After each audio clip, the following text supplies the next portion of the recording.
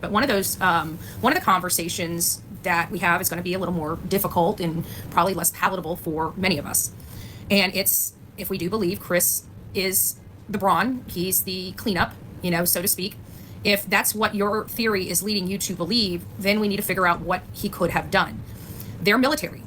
So I figured over the last couple days, I would reach out to the military people on our channels and platforms and see how they would handle it if they were put in the same type of situation. No, we cannot call law enforcement. That's and I even specifically said, we're not going to say call law enforcement, right? Because we all know that that's what we're supposed to do. But if we're talking about this case, we know that that's probably the one thing that never happened. So we're looking for disposal methods. And so I had some military people send me their emails on if they were put in a situation like this. I'm not going to call anybody out by name. I will tell you that the emails were fairly similar, which is highly disturbing.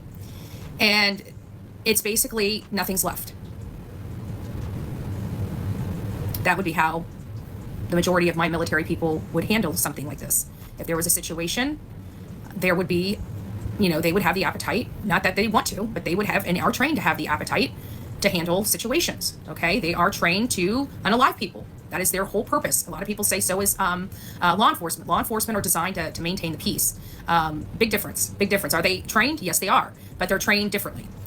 So now that we have that perspective, the reason why I'm coming to social media is we've got searchers out there. And I want to make sure that they're not overlooking critical information because we might not be looking for an entire being, if you get my drift. There's a lot of ways to scatter things on a 3.5 hour drive. And that would be the preferred method of many of the people that I spoke with. Other options are for complete gone, and which I've brought up before. Some people brought up in the emails of, boar and pig farms. Would this be something Chris could have done? Yes. Is there easier ways of accomplishing this? Yes. What would that be? Freezing. And people have brought up, and now, does he have access to one? I honestly don't know. I'm just describing some of the emails that I received, and it doesn't sound good. And we know Chris took off for a very significant amount of time at a very critical point in an investigation, and that gave him enough time to do a lot. And now that we add this aspect possibly into it, it can explain even more about why it was such a lengthy time period that he was gone. Now, I'd have to anticipate that this would leave a massive amount of. I would have to presume that they would leave a massive, and I mean a massive amount. So there is that if that is the case. But again, it's just I don't even want to really discuss that aspect at all. The thought makes me nauseous.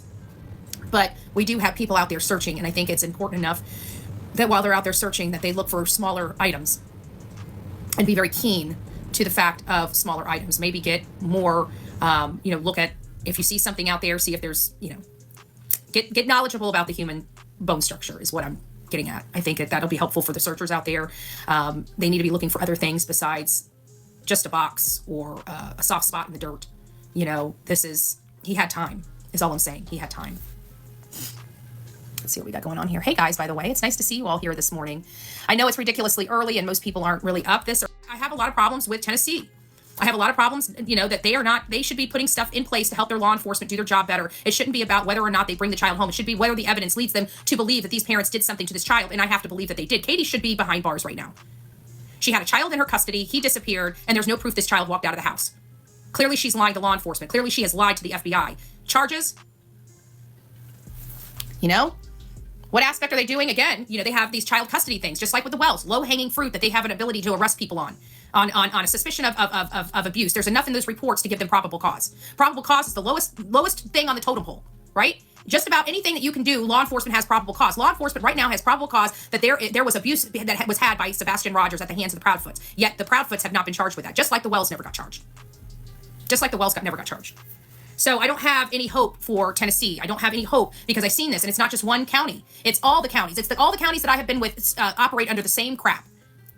And nothing ever really gets done unless it's easy. If it's an easy case, they got this, right? If the person's actually caught doing the deed, then they got a case. But when they actually have to work for it and build a freaking case, it seems like all the cases that they build fall flat of prosecution.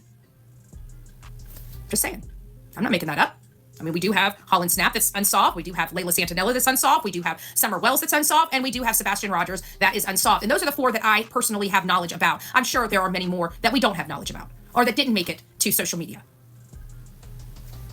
Just sad. It's just sad.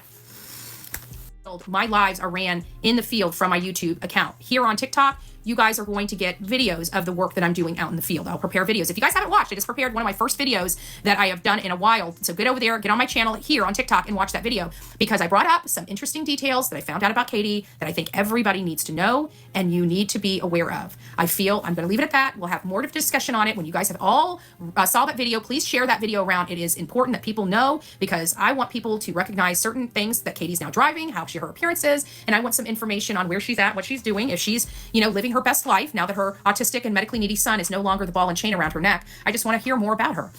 What video? Michelle, I dropped a video here on TikTok last night or yesterday afternoon about some